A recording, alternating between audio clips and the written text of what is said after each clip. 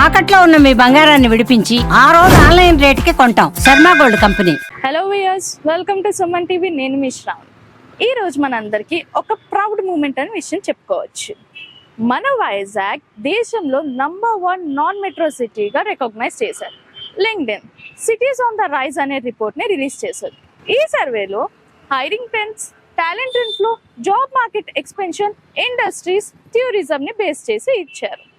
ఇదే కాదు, మన ఋషికొండే కాకుండా మధురవాడ వరకు ఎక్స్టెండ్ చేశారు. వైజాగ్లో ఐటీ సెక్టర్ ఒక స్ట్రాంగ్ ప్రెజెన్స్ని డెవలప్ అయింది. Doctors Reddy's lab, miracle software, ఇంకా లారస్ ల్యాబ్ లాంటి డాటా, టెక్, ఫార్మా ఇవన్నీ ఎక్స్పాండ్ అవబోతున్నాయి.